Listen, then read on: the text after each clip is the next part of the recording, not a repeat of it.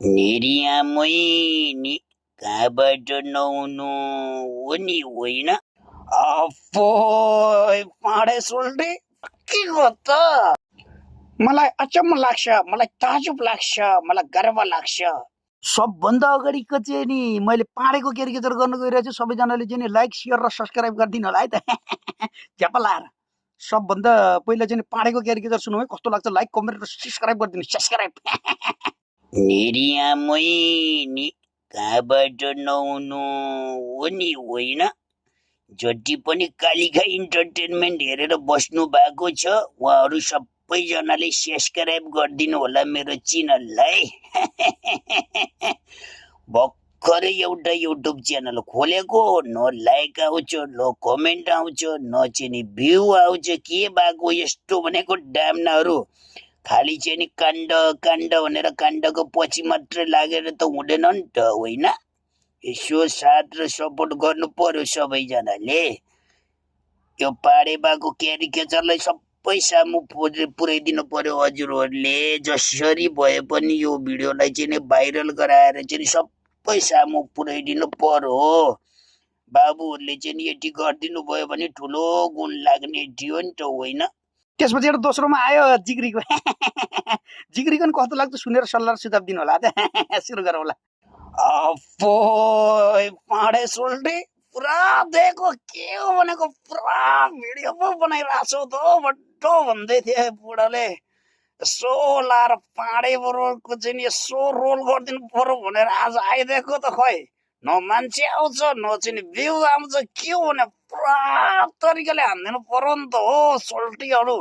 न लाइक छ न कमेन्ट छ न सब्सक्राइब छ च्यानललाई। के हो भनेको फ्याङ तरिकाले हानिदिनु परेको। सब्सक्राइब हानिदिनु पर्यो।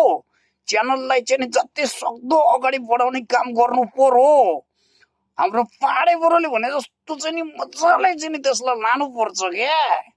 अप्पो रच्या मैचाङ चाहिँ कहाँ गयो चाहिँ यति बेला भनेको। अब चाहिँ तपाईँहरू कुरा गर्नुहुन्छ, के कुरा गर्नुहुन्छ गर्नुहुन्छ। अब मैले चाहिँ डडेलधुराको लागि कति विकास गर्नु मैले चाहिँ गरिरहेको छु। अब पार्टीले भन्छ मलाई यो गरेर त्यो गरेर, मैले भन्दा कति गरेँ। पछि अब नरेन्द्र मोदी आमेला भयो चाहिँ पछि पछि पछि पछि गएको हो। अब यो भन्दा मैले कति गरेँ। नेपाली जोत अब भन्छ नि शेरबहादुरले गरेर गरेर गरेर भनेछ। अब म यो भन्दा कति गरेँ। अब चाहिँ नेपाललाई चाहिँ अमेरिका बनाउँछु भन्थे। अब भुइँचालो आएर लाटामा चापट भइदियो। मैले के गरेँ। मेरो नेताहरूले कतिले गएन, नेताहरू कतिले भएन भनेको छन्। अनि जनताहरूमा त कतिले हुनु पऱ्यो त। अब त्यसको लागि चाहिँ मैले के भने एउटा प्रोजेक्ट बनाएको छु। त्यो प्रोजेक्टमा चाहिँ अलिकति मैले दुःख गरेको छु। त्यो प्रोजेक्ट चाहिँ अब एकदम कम्पनीतिर लानु पर्ने भयो। कस्तो लाग्छ हजुरहरूलाई सुनेर सल्लाह सुझाव दिनु होला है त। ल सुरु गरौँ है त। मलाई अचम्म लाग्छ, मलाई ताजुब लाग्छ, मलाई गर्व लाग्छ।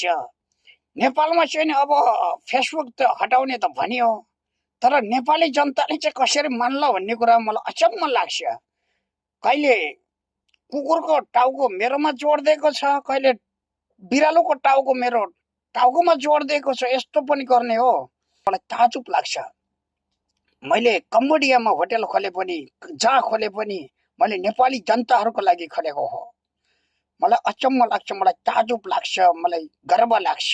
नेपाल चाहिँ विकास हुन नसकेको मलाई त्यसमा झनै अझै बढी गर्व लागेर आउँछ। के गर्नु, नेपालको जनतै त्यस्तो हो कि म बुझ्नै सकिरहेको छैन। अब मोटु पतलुको डाक्टर झड्का गयो त।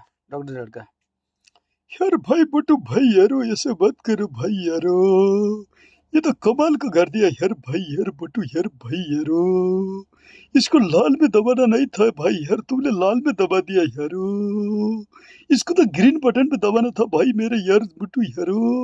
ये क्या कर दिया बटू भाई यार मेरे भाई यारो, ऐसा मत करो भाई यारो।